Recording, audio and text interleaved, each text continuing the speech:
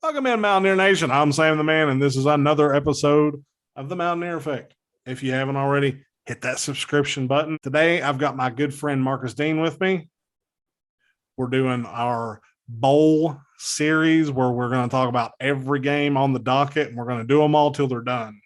Today, we're going to talk about the Sun Bowl, featuring the Washington State Cougars and the Miami Hurricanes.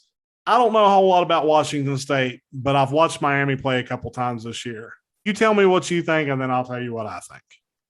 Well, this is gonna be a fun game to watch. Of course, Miami is going into a coaching change this year, which was warranted. And after more I think about it and read into it, it was time for him to let Manny Diaz go because it seems like no one in the administration wanted to get behind him and get behind what he was wanting to accomplish at Miami. But they went out and got Mario Cristobal, and all of a sudden, magically, from a university that never spends money, automatically just spent $27 million to get rid of coaches and bring in new coaches.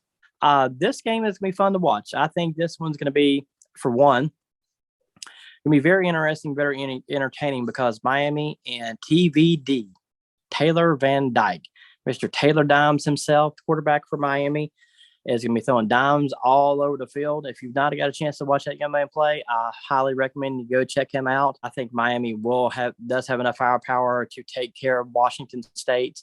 You got Charleston Rambo from Miami, Jamison Knighton, the running back for Miami. A very good, talented defense, loaded with athletes all over the field. So there's not going to be much there that Washington State's going to be able to take advantage of, in my opinion.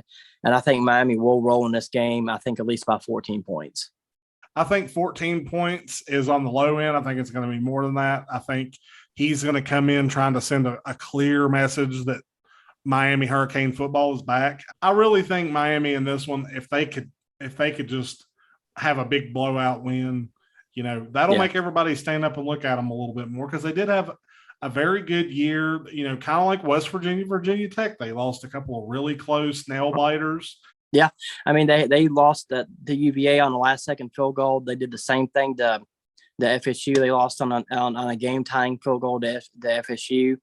I mean, if you give those two extra wins to Miami, to say, the football gods grace them, they win those two games, you're looking at a 9-3, and maybe Manny Diaz is still employed. Yeah, for sure. I mean, I don't think you'd have a hard time. It's hard enough getting rid of a 6-6 or a 7-5 coach. But when you're talking about a non-win coach, I mean, how do you fire him? But when you're bringing in a name like Mario Cristobal, exactly, that kind of changes things a little bit. I mean, talking about a former player, a former national championship, and he said in his press conference opening remarks was his goal was to get Broward County and Dade County all back under Miami control the 305 again, and not let any of those players in the 305 leave Miami. I mean, they're going to put the net, as he called it back in the day. If you watch the ESPN documentary, it's all about the U.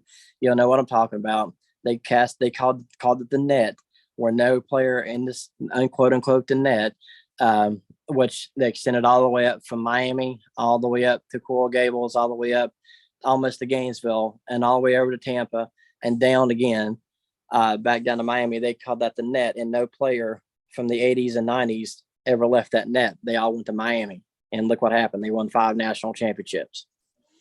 Well, I think he definitely knows what he's doing. I think he's probably one of the best hires of the offseason, honestly. I mean, to pull him away from Oregon, he had a great year at Oregon, to pull him away and get him home, because that's essentially what it is they brought him home.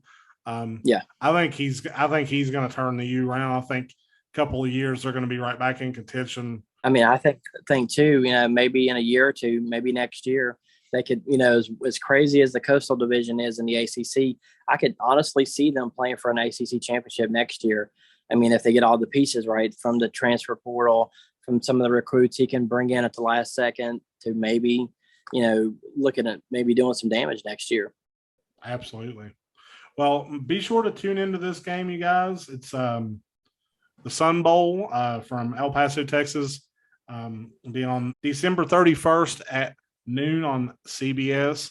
This is another one of those games that you may not look too sexy when you look at it, but if you watch a little bit of it, I think you'll be impressed with both of these teams. If you appreciate the Miami Hurricanes, this is a game that you need to watch a little bit of, because I think this is the dawning of a new era for them. Absolutely. But I'm Sam the Man. This is Marcus Dean. Thanks for tuning in for our bowl series. Keep checking back. We're going to keep talking every bowl game on the docket. We're going to do them all till we do them all. Everybody have a good night. Let's go, Mountaineers. It's all about the U.